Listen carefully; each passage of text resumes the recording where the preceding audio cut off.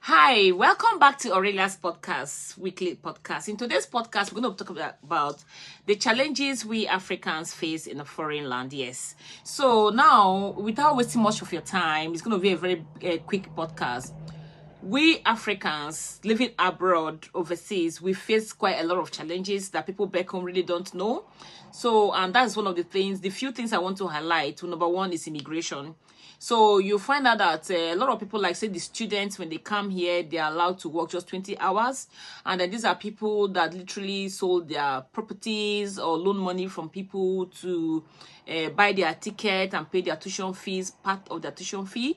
So you find out that these people, when they come here, working 20 hours, to pay back their loan monthly, and they have house rent to pay, they have a living maintenance expenses to cater for. It is literally not enough. So a lot of them, they come here, they are really struggling.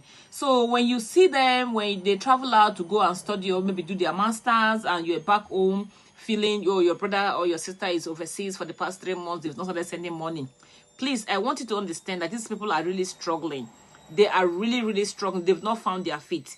20 hours job per week, it's not enough to pay their, it's just enough to pay their tuition fee, but it's not enough to pay their maintenance allowance and their other expenses like bills and so many on and so on and so forth. So you really need to pray for them. It's not easy. And then also cultural differences. You know, a lot of people that are overseas, mostly people that are from Africa, when you speak, people overseas tend to say, oh, I can't make out what she's saying or what he is saying because of that language barrier or the accent. So a lot of people use your don't understand what you're saying. So it takes a while for you to adapt into the system. That's one. And also their ways of behaving, their ways of pronunciation, and their ways of certain words. Say, for example, when back home in Africa, I can say, oh, your dress is fine. You know, that the word your dress means different types of outfits you've worn. Maybe you have that I can say it's fine, but here dress is classed as like a gown, you know. So there are different things, you know, things we say and we understand differently. It's being said something different and understood differently here. So these are the things you really need to understand. Also, we have workplace stress. Workplace has a lot of stress in the sense that people just look at you. A lot of people feel blacks are just people that do not have sense or they really don't know. You are working in an environment where there are work ethics, but you see, once you as a foreigner you do something wrong, you're being judged differently. But when the other counterparts does the same thing, it's being brushed under the carpet. So you find out that, and when you speak out, you become the target. So these are the challenges we foreigners we face.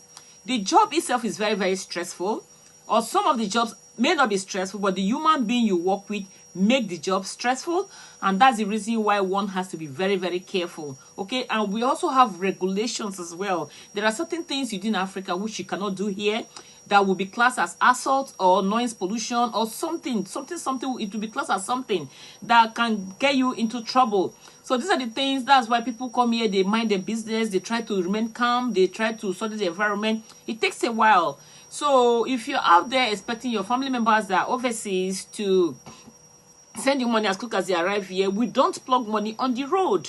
There's nowhere. Every money that you earn, you must pay for it dearly. Also, I want to highlight that we also have what we call bills. You see, we pay national insurance, we pay huge amount of tax, we pay quite a lot of bills. So when people tell you they pay a lot of bills, they're not joking. They pay a lot of bills. So you really need to be compassionate with your family members that are overseas. So when they save money and send little token to you back in Africa, you need to appreciate that and understand the fact that these people have gone out of their way to do hard job under a very cold weather to save this token and send to you in Africa. You need to appreciate it, whether it's big or small, because it's not easy, you know. So having said that, I will wrap up by saying, please, if you're in Africa, you are doing better than we that are overseas. Honestly, we are overseas, we see light, good roads, healthcare, but all these things we pay for them indirectly. And life here, it's not easy. If everybody have their way, I believe 99% of foreigners will go back to their country where they have a lot of freedom.